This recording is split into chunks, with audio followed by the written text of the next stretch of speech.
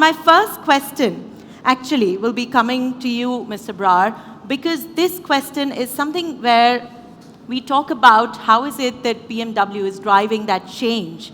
And while I truly appreciate your presence here, when we talk about India pushing very hard when it comes to EVs, when it comes to clean energy, when it comes to green manufacturing, how do you feel BMW is seeing India, especially in the long-term global strategy? Where do you think that vision is?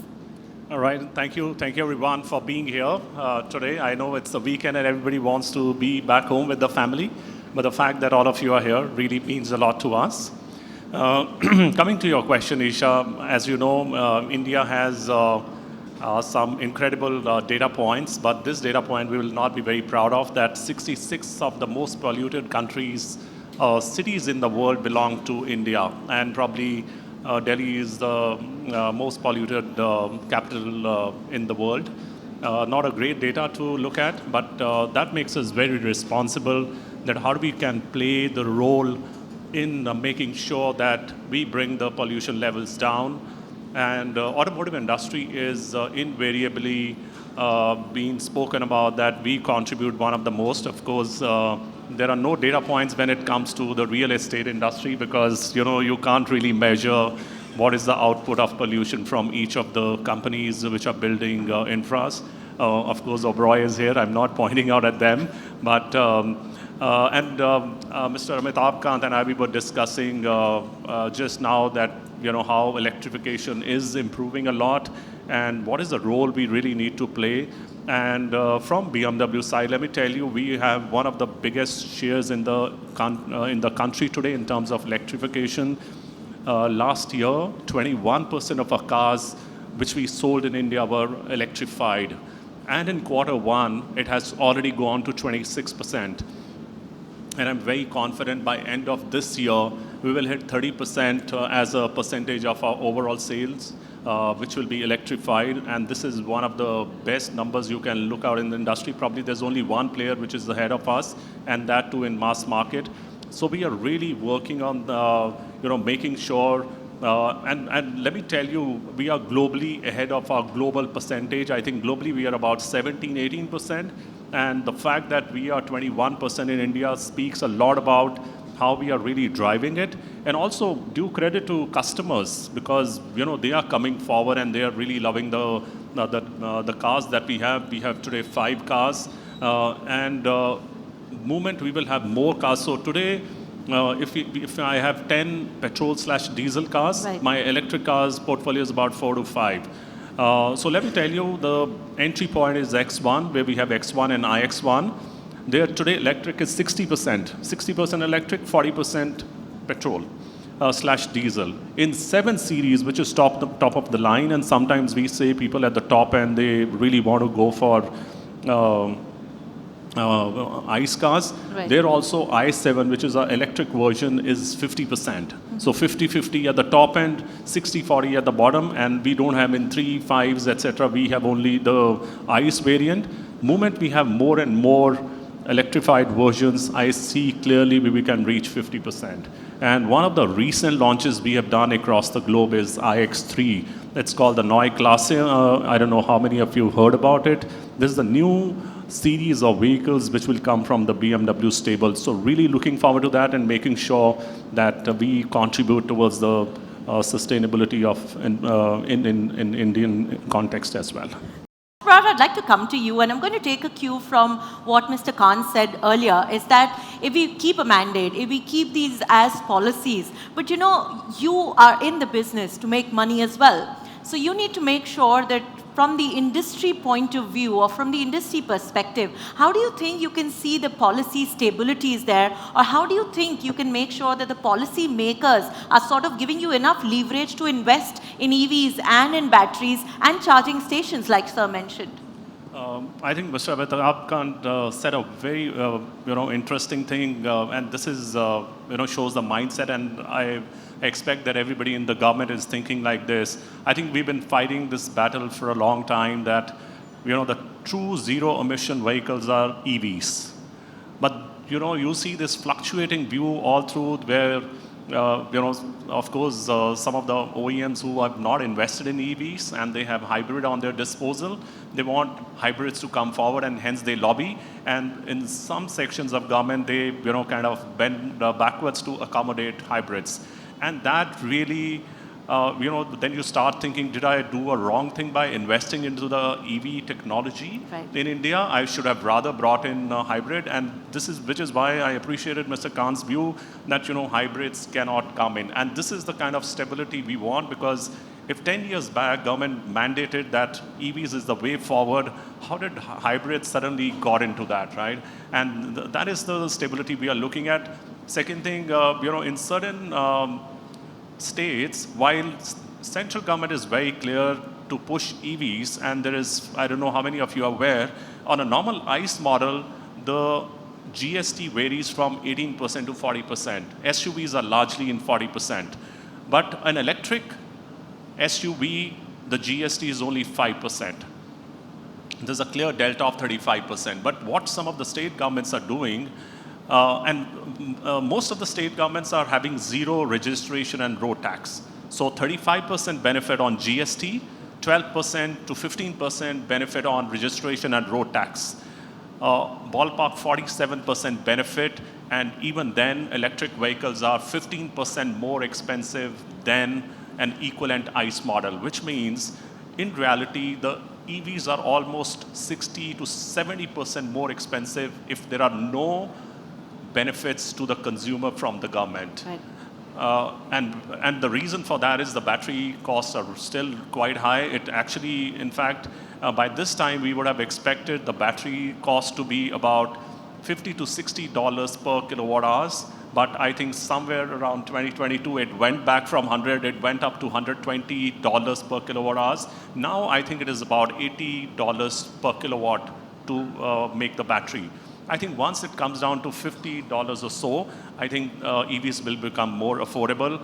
But coming back to the point, some of the state governments are actually levying the full registration and road tax of 12% on EVs. In those states, EVs are not selling because the delta, which is about 15%, actually becomes 25 to 30%, and then customer thinks, should I really pay 25% extra cost on a battery electric vehicle, or I should utilize this extra money to really utilize it for my running of the car? And hence, the whole narrative gets derailed. And hence, to your point, we need that certainty in the policies of the government that 5% GST all through, 0% registration and road tax across the state governments, and somewhere central government has to mandate that.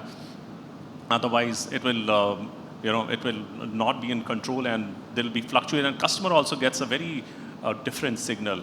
The recent one in Delhi EV policy, now they're talking about that, all the cars which are above 30 lakh rupees will be taxed at a normal rate of 10 or 12%.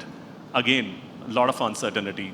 Last time when it was imposed in Haryana, about 1.5 years back, all the Haryana customers, they are actually registering in the state of Delhi, right? So it's just that all the revenue which Haryana would have actually generated is coming to Delhi. Now, when Delhi imposes a tax on electric vehicles, what will customer do? They will go to Noida. Different state, and right. We are in a very interesting state where you have 3 states, the bordering states. Unless you do something similar in all the 3 states, the customer will move because everybody wants to save money, and rightfully so. And but the point is, why do we want to really give a narrative that somebody above, some cars which are above 30 lakh rupees will be charged at 12%? So when you have so much of uncertainty, sometimes customer feels, let this get certain.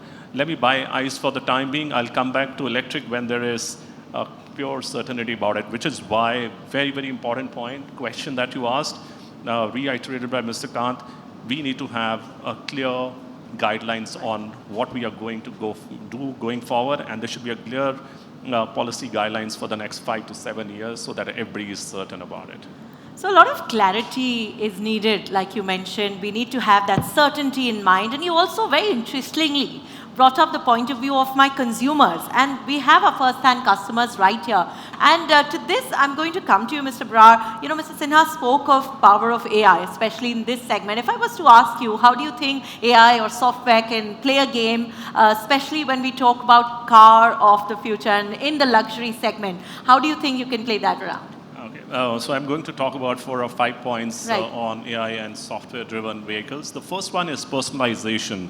I think people are looking at cars more a reflection of their personalities, and they want some of the features where they really want to personalize. For example, if I want ventilated seats in summers or winters, how do I really activate that? How I want the screen to look like? What kind of mood lights I want in my car?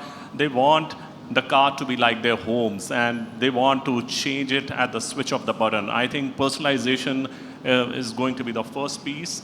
In terms of software-driven vehicles, I think ADAS is becoming very, very important, and more importantly, from a safety perspective. I think while it is not great for us, we already see the number of accidents coming down.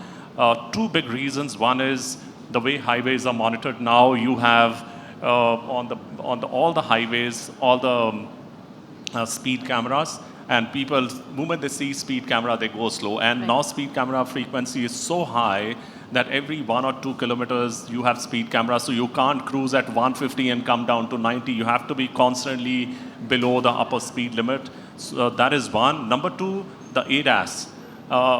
You know, there's a forward collision, somebody is coming from left, coming from right, the rear collision. Everything is now controlled. With Right. the number of ADAS promoted cars increasing, the accidents are going down. It is really showing in our accident business. It is coming down.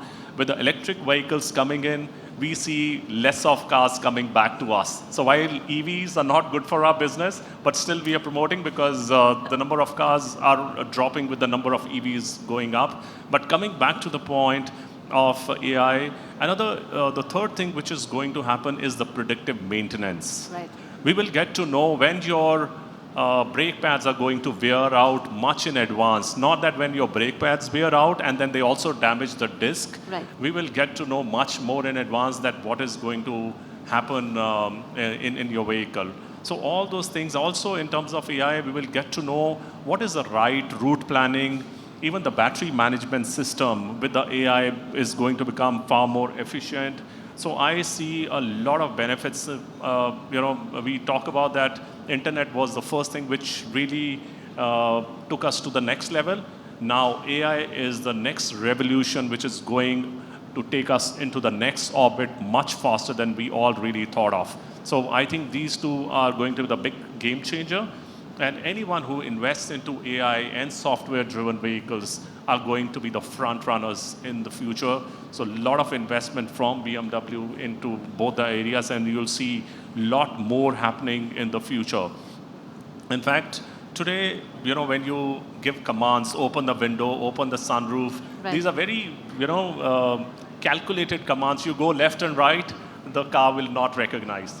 But in future, you are going to have conversation more with your car than you're going to have conversation with your spouse. So you can actually interact and make conversation and do what you want to do in your car. In fact, you can talk very freely. Can you change my temperature of my car to 19 degrees? It's too hot right now. Right now, you can only say, can you reduce the temperature, or can you increase the temperature? That's very, very calculated. But in future, you can be a little more liberal and more expressive when it comes to AI. So you will see things becoming very, very interesting when it comes to cars. So taking a cue from that, let me come to my audience. How many of you would actually prefer talking to your car more than your spouse? Can I see a raise of hand? Oh, wow, we have a few of you.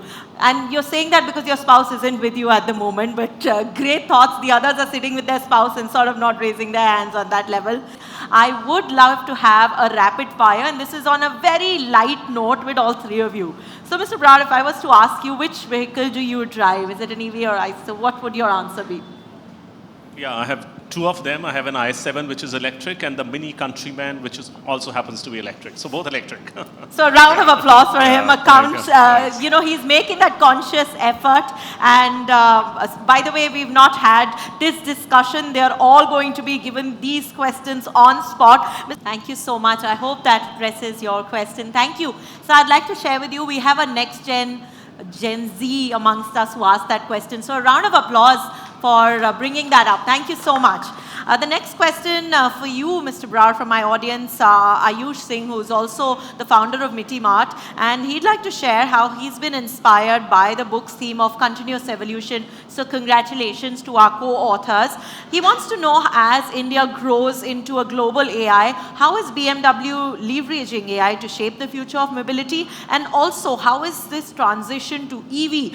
What is BMW's vision when you go into this deep sustainability sort of thought? I think I partially answered the question when the question came on AI. Probably you were writing the question at that point in time. But I'll repeat a few of the things on AI as I spoke about. You'll be having conversation with the car going forward. You're not going to speak in short sentences. You will be going to have conversation. There'll be feature on demands. FOD is what we call in our automotive language, which is feature on demand. You want certain feature, like you have your on your phones as well. You want certain feature, you pay some money and you get that feature. Similarly, a lot of feature on demand is going to happen. As I gave an example of ventilated seats. Right now, a lot of players are giving it free of cost, but I can tell you in future they are going to become a paid feature. And similarly on the sustainability Mr. Kant spoke about, and I think the previous question also was directed towards that how do we really take care of the battery waste? Right. This is going to be one of the biggest challenges in future. While it looks very nice that we are reducing the pollution, but battery waste management is going to be one of the biggest challenges, and there are a few startups already, and even the companies, I think it'll be mandated by the government that how do you really take care of that, otherwise there are going to be penalties in the future if we don't take care of those waste management. So I think both put together a lot of work in this direction, and I think this is a question in the right direction. We all really need to think about it. How do we use AI in the right way, and also how do we become more sustainable and make sure that the battery wastes are taken care of in the future. Thank you. Mr. Ayush Singh, I hope your answer was good. Thank you so much.